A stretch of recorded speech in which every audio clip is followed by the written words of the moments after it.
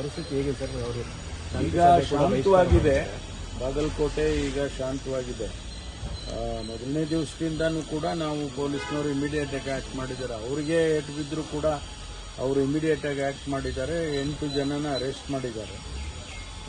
ಎಲ್ಲ ಕಂಟ್ರೋಲಿಗೆ ಬಂದಿದೆ. ಈಗ ನಾನು ಇಮಿಡಿಯೇಟ್ ಆಗಿ ನಮ್ಮ ಸೀನಿಯರ್ ಆಫೀಸರ್ಸ್ನೆಲ್ಲ IG ಮತ್ತು ADGP ಲಾ ಆ್ಯಂಡ್ ಆರ್ಡರ್ನು ಕೂಡ ಕಳಿಸಿದ್ದೇನೆ. ಅಲ್ಲಿ ಸಾಕಷ್ಟು ಫೋರ್ಸು ಕೂಡ ಇಟ್ಟಿದ್ದೇವೆ. ಪೀಸ್ ಕಮಿಟಿ ಮಾಡಿ ಅವರಿಗೆಲ್ಲ ಒಂದಿಷ್ಟು ಪೀಸ್ಫುಲ್ ಆಗಿ ಎಲ್ಲ ಹೋಗಬೇಕು ಅಂತ ಹೇಳಬೇಕು ಅಂತ ಕೂಡ ಇಲ್ಲಿಂದ ಸೂಚನೆ ಕೊಟ್ಟಿದ್ದೇವೆ. ಅವರು ಪೀಸ್ ಕಮಿಟಿನೂ ಕೂಡ ಮಾಡ್ತಾರೆ. ಸದ್ಯಕ್ಕೆ ಎಲ್ಲವೂ ಕೂಡ ಶಾಂತಿಯಿಂದ ಇದೆ. ಏನು RSSನವರು ಇವತ್ತೇನೋ ಪ್ರೊಸೆಷನ್ ಮಾಡಬೇಕು ಅಂತಿದ್ದಾರೆ ಅಂದರೆ ಅವರಿಗೆ ಪ್ರೊಸೆಷನ್ ಲೋಕಲ್ ಸಿಚುವೇಶನ್ ನೋಡಿಕೊಂಡು ತೀರ್ಮಾನ ಮಾಡಿ ಅಂತ ಕೂಡ ಹೇಳಿದ್ದೇವೆ. ಒಟ್ಟಾರೆ ಶಾಂತಿಯಿಂದ ಇದೆ ಈಗ ಸದ್ಯಕ್ಕೆ. ಕೋರ್ಸ್ ಇನ್ನೂ ಕೂಡ ಲೇಟ್ ಇದ್ವಿ. ನಾನು ಅವರಿಗೆ ಅಪೀಲ್ ಮಾಡ್ಕೊಳ್ಳೋದು ಇಷ್ಟೇ, ನೀವು ಇವೆಲ್ಲ ಏನಾದರೂ ಕೂಡ ಕಾನೂನಿಗೆ ವಿರುದ್ಧವಾಗಿ ಯಾರಾದರೂ ನಡ್ಕೊಂಡ್ರೆ ಅವ್ರಿಗೆ ನಮ್ಮ ಪೊಲೀಸ್ನವ್ರ ಗಮನಕ್ಕೆ ತಂದರೆ ಅವ್ರ ಮೇಲೆ ಕ್ರಮ ತಗೊಳ್ತೀವಿ. ಇವರೇ ಕಾನೂನು ಕೈಗೆತ್ಕೊಳ್ಳೋದು ಬೇಡ.